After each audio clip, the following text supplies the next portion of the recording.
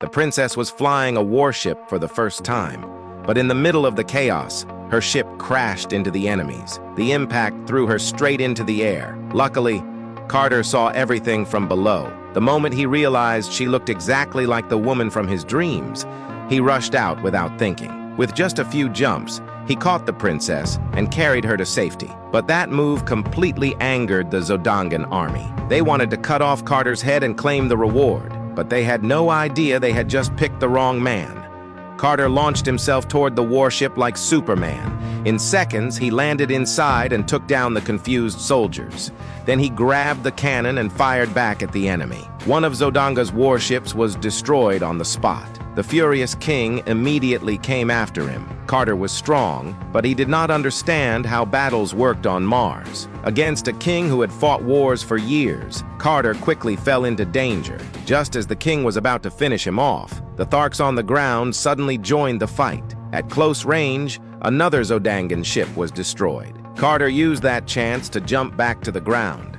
With the Tharks attacking from below, 2 more enemy ships were quickly shot down.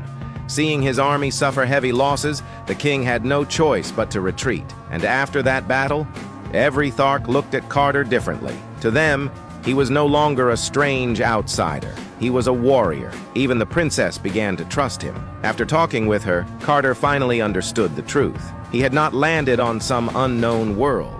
He had been transported to Mars. Later, Carter and the princess secretly entered the Thark temple. Inside, the princess told him the origin story of Mars, a world they called Barsoom. According to legend, the goddess created all life, and the Therns were supposed to be her most loyal followers. They also had the power to travel between planets. Soon, Carter and the princess found a clue about the gateway between worlds. But the princess made one condition clear. If she helped Carter find a way back to Earth, he had to help her defeat Zodanga. Carter agreed, but before they could leave, the Tharks found them. The temple was forbidden ground. Because Carter and the princess had entered it, Carter had to be punished. Even worse, Sola, the woman who had taken care of him, would also be thrown into the arena. When the Thark chief heard this, he became furious. He grabbed a weapon and looked ready to kill Carter himself.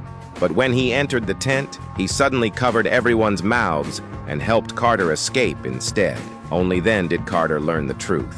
Sola was his daughter. The chief gave Carter the medallion, but in return, Carter had to take Sola with him. Soon, the one-horned general outside noticed something was wrong. But when he opened the tent, Carter and the others were already gone. And that gave him the idea to take power for himself. Meanwhile, Carter, the princess, Sola, and Woola began their journey to find the gateway. All they saw along the way was endless sand and dead cities. Everything that had once been great on Mars had been ruined by Zodanga's greed. Eventually, they reached the temple of the goddess. Carter carried the princess and jumped up to the entrance. The medallion on his body suddenly reacted. Then the structure beneath them lit up, revealing a glowing path. They followed it into the temple. When the princess placed the medallion in the right spot, blue light exploded beneath their feet. A star map appeared. Carter studied it for a moment, then stepped on the symbol for Mars. The map changed instantly. Light spread from Mars and connected to the other planets. Beside the line leading to Earth, a teleportation phrase appeared. With the princess translating, Carter finally understood how he had come here. His real body was still on Earth. The body on Mars was only a copy, but before they could study more, noise came from outside the temple. The war hoons had surrounded them, and behind all of this was the bald thern. Seeing the enemy closing in, Carter knew they could not all escape together. So he told Sola to take the princess and leave first. He stayed behind to hold the war hoons off. Carter's strength shocked everyone. Every attack he made cut through the enemy like nothing. Woola also rushed in to help him. Together, they bought enough time for Sola and the princess to reach safety. But there were too many war hoons. No matter how strong Carter was, he could not fight forever. His strength was slowly being drained. Just when he was about to be overwhelmed, a helium warship suddenly arrived. With advanced weapons, the war hoons were quickly crushed. It was the princess's father. The moment she saw him, she ran over and hugged him. When Carter woke up again, he found himself inside the princess's room. She told him the truth. She was being forced to marry the king of Zodanga. Carter went silent.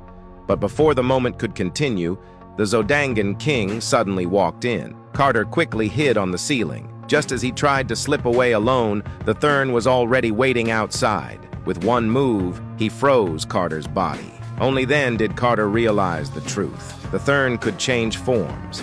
He had been traveling between worlds, starting wars everywhere, all to control the universe. Then he tried to take Carter outside the city and get rid of him, but Woola suddenly attacked. He knocked the thern down, giving Carter the chance to escape in a flyer. When Carter returned to the Thark territory, he found that the One-Horned General had already taken over as chief. Carter and the former chief were captured and thrown into the arena together. Then a massive white ape charged at them. With one brutal hit, it sent both of them flying.